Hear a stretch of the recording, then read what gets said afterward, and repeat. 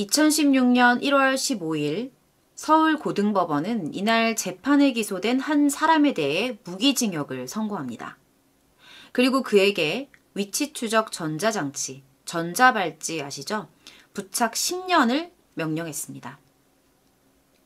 의심받는 것을 피하기 위해 범행 방법을 조금씩 변경하는 등 치밀한 계획하에 범행을 저질렀고 수법이 비정하고 잔혹하며 결과도 매우 중하다. 또한 그 범행 동기에 참작할 점도 없다. 라는 것이 당시 재판부의 설명이었다고 합니다. 처음 이 연이은 범죄 행각에 검거된 그가 했던 말은 뜻밖이었어요. 이런 말을 했대요. 지금이라도 잡혀서 범행을 멈출 수 있어서 다행입니다. 라는 말이었어요. 무기징역에 이 전자발찌 부착 10년 정도가 선고될 정도의 죄였다면 여러분들 예상하시기에 대한민국에서는 살인 정도의 범죄를 저질렀을 가능성이 상당히 높죠. 그는 보통의 살인범들이 검거돼서 하는 말들과는 조금 다른 모습을 보였습니다. 무기징역, 전자발찌, 도대체 어떤 죄를 저질렀길래 이런 판결을 받게 되었던 것일까요? 여러분들이 이것에 대해서 공통적으로 예상하는 죄목이 있을 거라고 생각해요. 전자발찌 하면 여러분들 생각나는 거 있으시죠? 저도 판결만 봤을 때는 그 해당 범죄가 생각이 나더라고요. 오늘 사건의 범인은요. 2011년부터 2014년까지 약 3년간 농약을 이용해서 가족 3명을 살해하고 1명에게 중상을 입혔던 44살의 여성 노씨였습니다. 사실 방금 말씀드린 것처럼 1명이 중상이라고는 얘기를 했어요. 근데 만약에 이 사건이 조금 더 늦게 드러났잖아요. 그러면 4명이 아니라 5명까지 연쇄적으로 살인한 사건이 됐을 가능성이 충분해요. 아니 6명까지도 가능했을 거예요. 그런 사건이었죠. 범인 스스로 멈출 수 없었던 살인, 무엇이 그녀를 살인에 중독되게 했고 또 그 화살이 가족을 향하게 만들었을까요? 2011년 경기도 포천. 포천에 있는 한 농촌 마을에서요. 40대 남성이던 김 씨가 위독한 상태로 병원에 실려가요. 병원에 가서 갖가지 조치를 취해보고 여러 가지 치료들을 계속했지만 결국 김 씨는 사망하고 말았습니다. 다발성 장기 부전이었다고 해요. 이웃 주민들은요, 그가 절대로 죽을 사람이 아니라고 얘기를 했는데 당시 현장, 그러니까 이 김 씨가 발견됐던 이 현장에서 외부 침입 흔적도 없었고 여러 가지 정황상 누군가가 죽였다, 타살을 했다라는 어떤 정황을 찾을 수가 없었대요. 그래서 그때 이제 주변 사람들, 이웃 사람들은 아니라고 했지만 이제 당시 유족들이 요즘에 사업 문제로 조금 힘들어 했었다라고 얘기를 하게 되면서 김 씨가 농약을 먹고 스스로 자살했다. 이렇게 결론이 나게 돼요. 첫 번째 사건이에요, 이게. 자, 그리고요. 두 번째 사건이 또 발생합니다. 홍 씨. 자, 1년 뒤인 2012년에요. 이 김 씨, 위에 있는 김 씨의 가정이 아닌 또 다른 가정에서 별개의 사건이 또 발생을 합니다. 이 홍 씨는요, 아들과 함께 살고 있던 79살의 노모였어요. 이 두 사람이 같이 살고 있었는데 이 홍 씨가 어느 날 폐렴으로 사망하게 된 거죠. 가족들은요, 나이 많은 노모가 나이가 들면 좀 폐가 약해지잖아요. 그리고 전체적으로 모든 몸의 부분이 약해지고 서서히 이제 돌아가실 수 있는 상황이 자연스럽게 올 수 있다라고 생각을 해서 그거에 대해서 좀 이렇게 자연스럽게 받아들이게 된 거예요. 슬프지만 충분히 있을 수 있는 일이라고 가족들도 생각했던 거겠죠. 자, 그런데요, 이상한 일이 발생을 합니다. 이 노모가 세상을 떠나고 7개월 뒤에 함께 살던 아들 이 씨 또한 자신의 어머니와 비슷한 폐렴 증상으로 사망을 하게 된 거죠. 당시 이 씨를 담당했던 병원에서 이 부분에 대해서 의심을 하기 시작합니다. 폐가 좋지 않았던 이 씨의 병의 근원에 대해서 어떤 게 포착이 됐냐면요. 농약 중독이 의심된다라는 정황이 포착이 된 거예요. 이걸 병원에서 발견을 하게 됩니다. 그리고 병원에서 이 부분에 대해서 아무래도 이분이 지금 이 폐병이 걸리신 게 농약 중독인 것 같은데요. 이러면서 이제 이런 정황을 가족들에게 이야기를 해줬다고 합니다. 근데 어떻게 농약이 이 씨의 몸에 들어가게 되었을까? 물론 농업과 관련된 일을 하고 있지만 실제적으로 직접적으로 직접적으로 이 농사를 짓고 있지는 않았었거든요. 근데 어떻게 농약을 먹었을까? 게다가 2살배기 어린 아들까지 잘 키우고 있었기 때문에 스스로 농약을 마시고 자살할 이유가 전혀 없었다라고 가족들은 생각했던 거예요.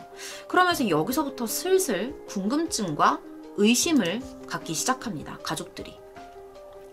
지금 전혀 다른 두 가정이죠. 서로 다른 두 가정, 그리고 3개의 사망사건.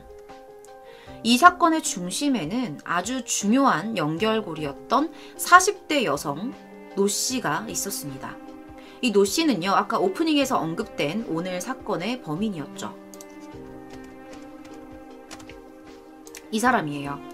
얼굴이 다 나오는 사진이 없고요. 이 사진이랑 그다음에 이렇게 가리고 있는 사진밖에 없어서 제가 이제 이걸 가지고 왔는데요. 이미 예상을 하셨겠지만 이 사건들은 단순한 자살이나 자연사가 아닌 노 씨에 의해서 벌어진 살인사건이었어요. 단순한 사망사건이 아니었다는 거죠. 자, 아까 전에 우리 맨 위에 있었던 김 씨 기억나시죠? 자살로 결론 지어졌던 사망사건의 사람이었던 그분. 이분이요, 사실은 이 노 씨의 전 남편이었습니다. 전 남편이요. 당시 이 사건은요, 김 씨가 사업 실패로 힘들어하다가 자살한 것으로 알려졌었죠. 하지만 이웃들은 그럴 리가 없다고 반응했었어요. 왜냐면 이 김 씨가 죽기 전날에 나 곧 치킨집 새로 오픈해요 이러면서 이웃 사람들한테 되게 기뻐하는 모습을 되게 보여줬었다는 거죠. 곧 치킨집을 오픈하고 새로운 일을 시작하는 사람이 다음날 갑자기 자살을 한다? 이건 말이 안 되잖아요. 이미 이 사건은요, 주변 사람들로 하여금 상당히 많은 의문을 일으키고 있었습니다. 여러분, 이 사건은요, 제초제를 이용한 살인사건이었어요. 여성 노 씨가요, 이 위에 있는 김 씨의 집에 몰래 찾아가서, 이 전남편의 집이겠죠?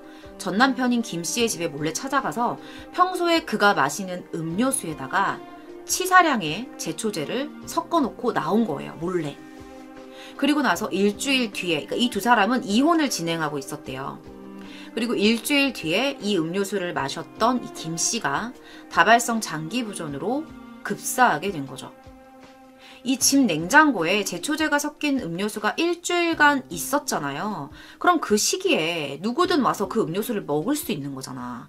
아이가 와서 먹을 수도 있는 거고, 이 김 씨의 어머니가 와서 먹을 수도 있는 거잖아. 결국에 이 김 씨의 어머니도 그 음료수를 먹을 뻔했대요.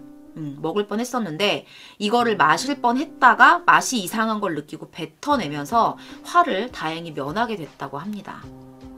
어쩌면 이 노 씨는 김 씨의 가족들 중에 누가 음료수를 먹고 죽게 되던 말던 상관이 없었을 수도 있어요.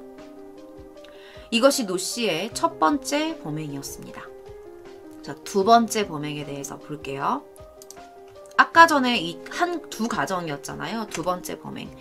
홍 씨, 그리고 남성 이 씨예요.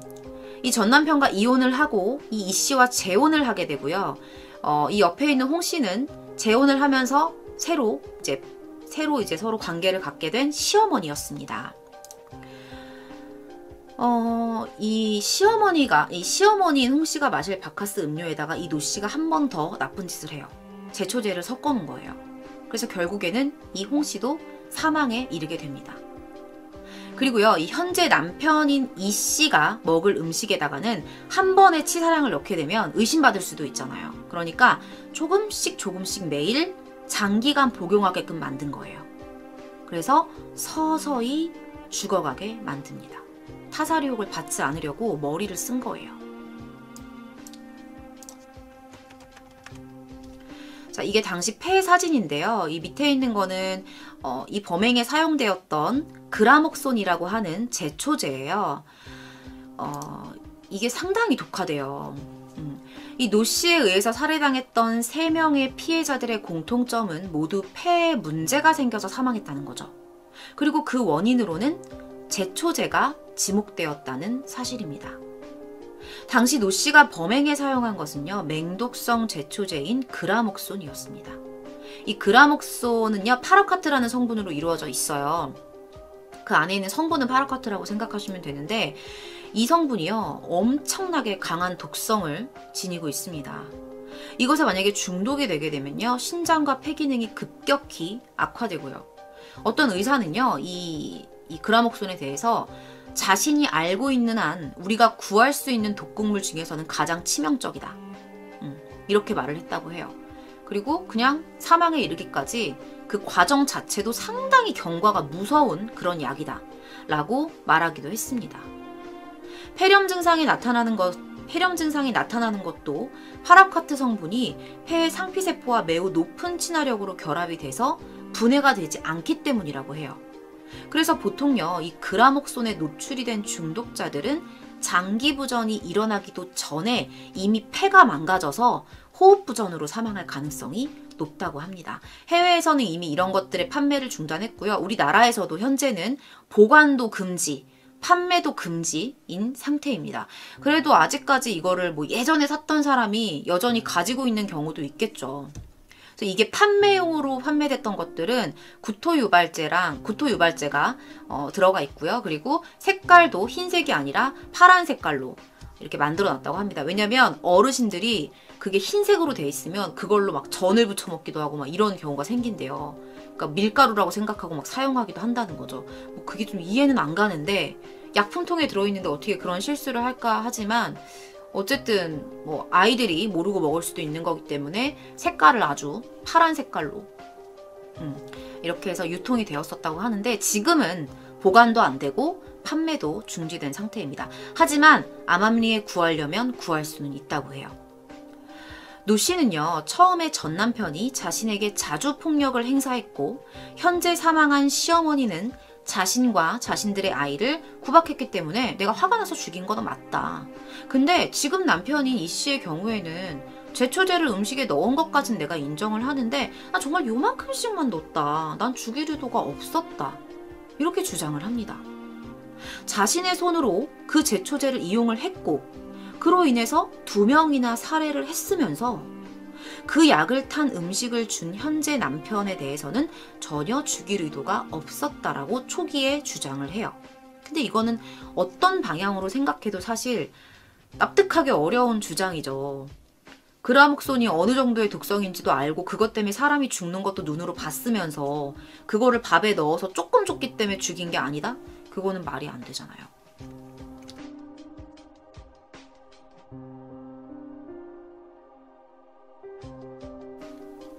지금이라도 잡혀서 내가 범행을 멈출 수 있게 되어 다행이다. 이 말은 노 씨가 검거됐을 때 했었던 말이죠. 나는 마치 지금까지 무언가에 중독되어 있었다는 듯한 말로 들리는데요. 살인 자체에 쾌락을 느끼는 그런 연쇄살인마였을까요? 도대체 그녀는 무엇에 중독되어 있었을까요? 그것은 다름 아닌 억대의 보험금이었습니다. 노 씨를 중독시켜서 인간으로서 해서는 안 될 짓을 하게 한 것은 바로 보험 사기, 돈이었어요.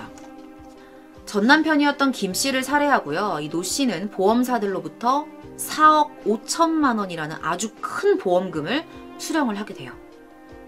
김 씨가 사망한 이후에 노 씨가 보험금을 수령을 하게 됐지만 보험사들은 별다른 의심을 하지 않았어요.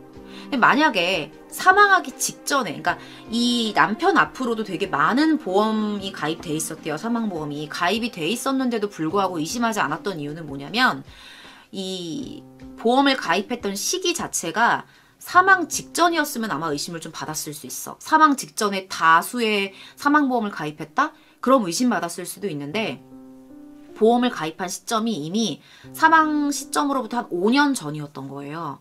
그러니까 그렇게 의심을 받지 않았던 거야. 별다른 의심이 없었던 거죠. 근데 거기다가 의심을 받지 않은 이유가 한 가지 더 있었어요. 뭐였냐면 이 남편의 사망보험금 수령인이 있잖아요. 근데 그 수령인이 이 노 씨가 아니었던 거야. 본인이 아니라 그 김 씨와 자신 사이에 있었던 큰 아들로 되어 있었던 거예요. 근데 당시에 보험금 수령할 당시에 그 수령하는 이 아들이 미성년자였대요. 이렇게 되면 저는 이번에 알았어요. 이렇게 되면요, 보험금 수령을 누가 하게 되냐면 미성년자가 돈을 받는 게 아니라 친권자인 사람에게 이 수령금이 간다고 합니다. 당시 친권자는 당연히 친엄마인 노 씨였겠죠. 그래서 그 수령금 4억 5천만 원이라는 큰 돈이 노 씨에게 넘어가게 되는 거죠. 이렇게 의심의 선상에서 벗어나서 하루아침에 4억 5천만 원이라는 큰 돈을 갖게 된 노 씨가요, 다음 범행 대상을 물색합니다. 사람을 한번 쉽게 죽였더니 엄청나게 큰 돈을 순식간에 벌었죠. 자기가 갖게 됐죠. 이제부터 판단력이 흐려지기 시작하는 거예요. 판단을 못하는 거죠. 해서는 안 되는 짓과 해도 되는 짓을 구분을 못하기 시작하는 겁니다. 그래서 결국엔 다음 범행 대상을 물색을 하다가 지금 남편인 이 씨와 결혼을 하게 된 거예요. 자, 그리고 이번에도요, 이 씨 앞으로 13건의 사망보험에 가입을 해요. 그러니까 월 보험금만 200만 원씩 나갔대요. 200만 원씩 계속 냈대요. 사실은 이 새롭게 결혼을 했잖아요. 새롭게 결혼을 하면서 이제 그 시어머니 있잖아요. 새로 만나게 된 시어머니 앞으로도 보험을 가입을 하려고 했었다고 해요, 원래는. 근데 그거는 이제 거절이 돼서 못했고, 이제 남편 앞으로만, 새로운 남편 앞으로만 월 200만 원 가량의 보험료를 납부하면서 사망보험 13건에 가입을 한 거예요. 근데요, 여기서도 수령자가 누구냐면 본인이 아니야. 그러니까 본인이 되면 의심을 받잖아. 그러니까 본인이 아니라 이 남편과 자기 사이에 있었던 2살 배기 아주 에디, 그 아들로 수령자를 해놨던 거예요. 그럼 당연히 이 씨가 죽고 나면 사망보험금이 이 아기한테 가지 않고 친권자인 자기한테 올 거 아니에요.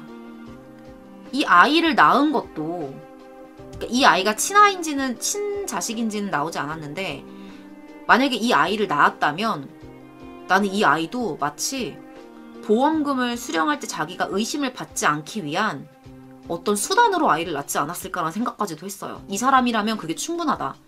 그런 식으로도 머리를 쓸 수 있을 거란 생각이 들었어요. 사람을 죽이기도 하는데 수단으로서 태어나게는 못하겠을까요? 못했을까요? 그런 생각이 들더라고요. 그래서 결국에는 이 씨를 살해하고 그 사망보험금으로 5억 3천만 원이 친권자인 자기에게 또 돌아오게 돼서 자기가 그 돈을 또 수령을 하게 되는 거예요. 자, 2명의 남편을 살해했어요. 같은 방식으로. 그래서 10억 원의 보험금을 편취한 거죠. 그 돈을 어디다 썼냐? 고급차를 몰고요. 백화점에서 VIP 고객이 될 정도로 뭐 거의 매일 수백만 원씩 돈을 펑펑 쓰면서 살기 시작한 거예요. 자전거를 샀는데, 자전거 동호회에서 이제 활동을 하려고 자전거를 샀는데 자전거 한 대에 수천만 원, 거의 자동차 값을 호가하는 그런 자전거를 구입해서 동호회 활동을 했고요. 겨울이 되면 스키장 회원권을 이용해서, 자, 이렇게 스키를 타고 다니는 그녀를 보면서요, 사람들이 뭐라고 했을까요? 우리는 지금 다 이제 알고 있으니까 나쁘다 이렇게 얘기를 하지만 주변인들은 이렇게 말했대요. 연달아 2명의 남편을 잃은 이 미망인인 노 씨가 얼마나 힘들었으면 저렇게 슬픔을 잊으려고 할까, 이러면서 되게 안타까워하고 동정의 눈빛으로 바라봤다고 합니다. 이러고 다니는데도 저게 얼마나 잊고 싶으면 저럴까 이랬다는 거예요. 아마 주변 사람들한테도 그런 이미지를 줬겠죠. 나를 의심하지 못하게. 그렇다면 이 사건은 어떻게 세상에 드러나게 된 걸까요?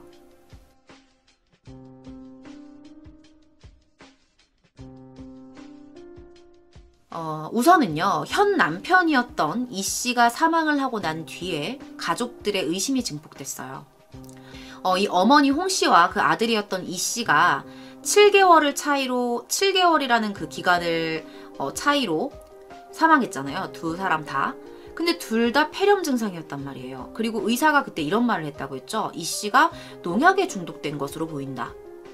자, 이 사건이요, 보험금을 노린 살인사건인 것 같다는 것 자체에 대해서 가장 직접적으로 의심을 가졌던 게 누구였냐면 바로 보험사였어요. 그러니까 처음에 전 남편이 죽었을 땐 의심을 하지 않았어요. 근데 한 1년, 2년도 안 돼서 현재 남편까지도 사망했잖아요. 자, 음독 자살로 결론 지을 수밖에 없었던 당시 경찰에게 보험사가 수사를 의뢰하게 된 거예요. 이 노 씨가 거액의 사망보험금을 연속적으로 짧은 시간 내에 연속적으로 수령했다는 거, 그리고 유독 사망보험금에 한정해서 집중적으로 사망보험금만 여러 개를 가입했던 게 이제 보험사에서 좀 이제 의심하기 시작한 거예요. 그런 부분을. 그래서 경찰에 수사를 의뢰했던 겁니다. 자, 분명히 이 세 피해자 모두 공통적으로 폐렴 과정을 겪었고 보험사에서도 수사를 의뢰했던 이 상황에서 경찰도 이 의심을 거둘 수가 없었죠. 이제는. 결국에는 경찰이 이 사건을 해결하기 위해서 전문가를 찾아가는데요. 이 전문가를 찾으면서 사건의 실마리가 풀리기 시작합니다. 자, 그때 이 전문가가 뭐라고 얘기를 하냐면, 제가 이름을 언급하지 않을게요. 궁금하신 분들은 찾아보시면 될 것 같아요. 자, 그때 이 전문가가 경찰에게 어떤 조언을 했냐면, 시신을 부검해보세요 라고 얘기를 했어요. 피해자의 시신을 부검해보라는 거죠. 근데 이 3명의 피해자 중에서 전 남편과 현 남편은 이미 화장을 한 상태였어요. 화장을 했기 때문에 어떻게 뭘 할 수가 없는 거예요. 그러니까 전 남편은 농약 마시고 자살한 걸로 결론이 난 상태였고, 그리고 현재 남편은 의사에게서 농약 중독 소견이 보인다는 보고를 받은 바 있지만 이미 화장한 상태였던 거죠. 자, 근데 그 홍 씨 있잖아요. 이 씨의 어머니는 화장을 하지 않고 매장을 했다고 합니다.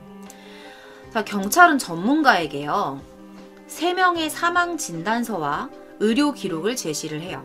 그래서 독극물 중독 여부에 대한 검토를 부탁을 합니다. 전문가는 이를 토대로 제초제 성분인 파라쿼트, 아까 제가 말씀드렸죠. 그라목손에 중독된 것으로 의심이 되니까 이 씨의 어머니인 홍 씨를 한번 부검해봐라, 이렇게 권유를 하게 되는 거예요. 홍 씨는 매장을 했다고 제가 말씀드렸죠. 근데 매장한 지가 1년 반이나 지난 거예요. 시간이 되게 많이 지났잖아요. 근데 이 전문가가 뭐라고 얘기를 하냐면, 이 만약에 파라쿼트 성분이 맞다면, 이 홍 씨가 파라쿼트 성분에 중독된 게 맞다면, 시신 내부에서 시간이 1년 반이 넘긴 했지만, 시신 내부에서나 혹은 그 주변의 흙에서도 오랜 기간 동안 그 제초제가 형태를 유지하고 있을 거기 때문에 조사를 한번 해보시라는 거예요. 한번 해보면 충분히 찾아낼 수 있을 겁니다. 이렇게 조언을 해주죠. 그래서 경찰은 이제 부검을 하게 됩니다. 그리고 한편 한 가지가 더 있어요. 뭐가 있었냐면, 이 보험사도 의심을 했었고 경찰도 약간의 의심을 했었잖아요. 그리고 이 전문가도 의심을 했었고, 근데 한편 이 동생의 죽음에 대해서 의심을 품었던 이 씨, 현재 남편이 이 씨잖아요. 이 씨의 누나가요, 좀 이상하잖아. 내가 엄마 돌아가신 건 이해를 하는데 2살배기 아들을 두고 건강했던 내 동생이 갑자기 폐병으로 세상을 떠났다는 게 너무 이상했던 거야, 누나는. 게다가 의사가 했던 말도 이상한 거야. 농약에 중독된 것 같은데요? 그래서 이 누나가 혹시 몰라서 장례식을 하기 직전에 동생의 머리카락을 하나 확보를 해요. 동생의 머리카락을. 그래서 그 머리카락을 가지고 있었어요. 근데 이 머리카락에서 파라쿼트 성분이 검출이 되는 거예요. 그리고 아까 부검을 해보라고 했던 그 이 씨의 어머니인 홍 씨 있죠. 그 홍 씨를 부검을 해보니까 거기에서도 파라쿼트 성분이 검출이 되게 됩니다. 자, 더군다나 가장 좀 소름 끼쳤던 게 뭐냐면, 이 누나 이 씨의 누나 있잖아요. 이 누나의 진술을 살펴보면 이 어머니 홍 씨가 살아생전에 이런 말을 몇 번 했대요.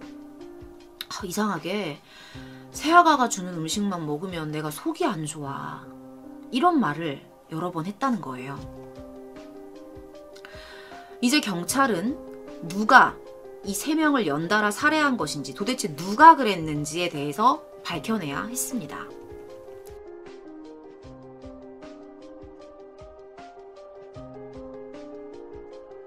수사에 박차를 가하던 경찰은요, 한 가지 새로운 사실을 알게 됩니다. 노 씨가 전 남편과의 사이에서 낳은 친딸이 폐질환으로 입원을 했었다는 사실을 알게 된 거예요. 그러니까 노 씨의 친딸도 폐질환으로 입원을 했다는 거죠. 이 노 씨의 친딸이 이제 병원에 입원해 있는 사진입니다. 이 전문가, 아까 전에 그 조언해줬던 그 전문가 있잖아요. 그 전문가는요, 이 딸의 진료 기록을 통해서 진료 기록을 쭉 보다가 이 사람 증상이 그 숨진 의붓아버지 이 씨랑 증상이 되게 비슷한데 이런 생각을 하게 된 거예요. 그래서 좀 더 자세히 봤어요. 그래서 보니까 파라카트에 중독이 되었던 거예요. 이 딸도. 노 씨는요, 이미 친딸의 3번의 입원 치료를 통해서, 그러니까 이미 10억을 수령했는데도 불구하고 거기서 만족하지 못하고 자신의 딸이 파라카트에 중독되게 만들어서 3번의 입원을 하게 만들고 그를 통해서 또 700만 원의 보험금을 수령해 왔던 것으로 밝혀졌습니다. 자, 근데요, 더 소름 끼치는 건 뭐냐면 당시 그 전 남편 김 씨 기억나시죠? 그 전 남편의 보험금 수령자로 되어 있었던 사람이 아들이었잖아요. 근데 그때 그 아들이 군복무 중이었대요. 근데 그 아들의 이 모발에서도 파라카트 성분이 검출됐던 거예요. 군복무 중인 아들. 도대체 몇 명을 죽이려고 했던 걸까요? 남편들을 모두 살해하고도 모자라서 돈 700만 원을 받아내기 위해 자신의 친딸이 제초제에 중독되게 만들고 게다가 친아들에게까지. 정상적인 사람의 사고로 할 수 있는 일이 절대 아닌 것 같아요. 그래서 제가 지금 현재 남편이었던 이 씨와의 사이에 있던 그 아이를 만약에 노 씨가 실제로 낳았다면 그것 또한 보험금 수령인의 친권을 갖기 위해서 자기의 어떤 그 금전적인 욕구를 채우기 위한 수단으로 아이를 낳았을 수도 있다는 생각이 드는 거예요. 돈 때문에 사람을 죽이기도 하는데 자기 친자식에게 제초리를 먹이기도 하는 사람이 낳지는 못할까요? 그것도 충분히 가능한 일이라는 생각이 들었습니다. 자, 얼마 뒤에요. 경찰은 이웃 주민으로부터 이런 말을 들어요. 노 씨가 밭 해주려고 그라목손이 필요하다 그래서 내가 구하게끔 소개를 한번 해준 적이 있어요.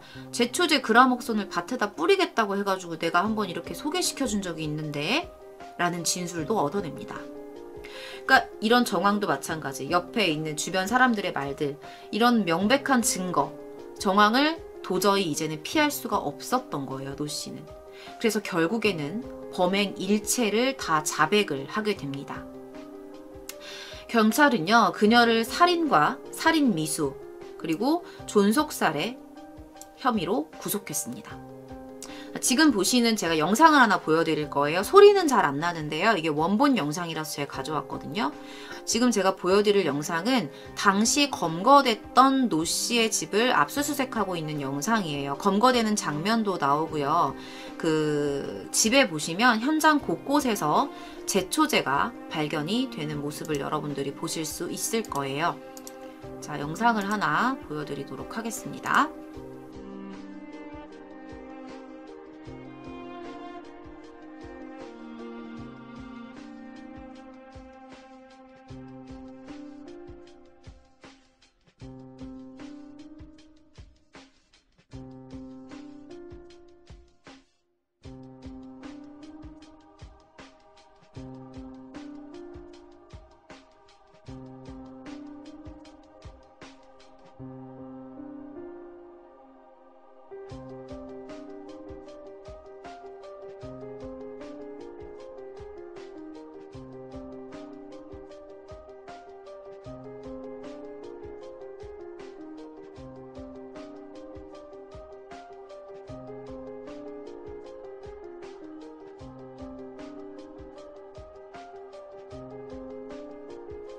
노 씨는 결국 법원에서 무기징역, 전자발찌 부착 10년형을 선고받았습니다.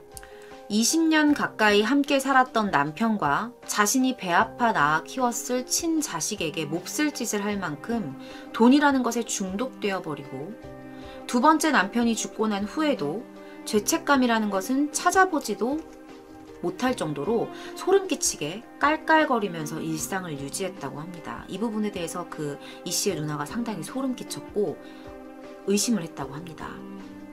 오늘 이 사건을 보면서 여러분들이 떠올리는 또 다른 사건이 있을 것 같아요. 이미 채팅창에서 한번 언급이 됐어요. 이 사건 보시면서 생각나는 한 사람 있으셨죠?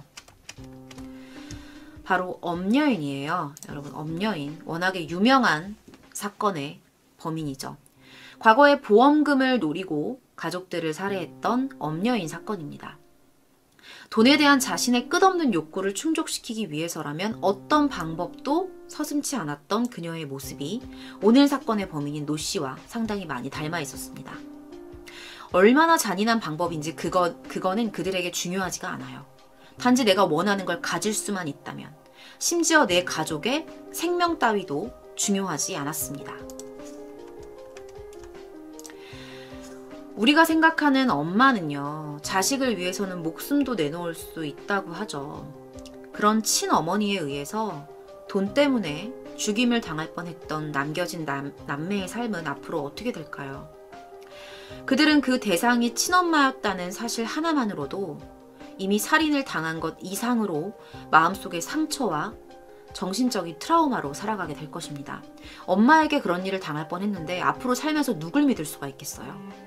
인간이 살면서 생각해야 할 가장 중요한 가치가 무엇이 되어야 하는지 제가 준비하면서 한 번 더 생각을 하게 되었고요.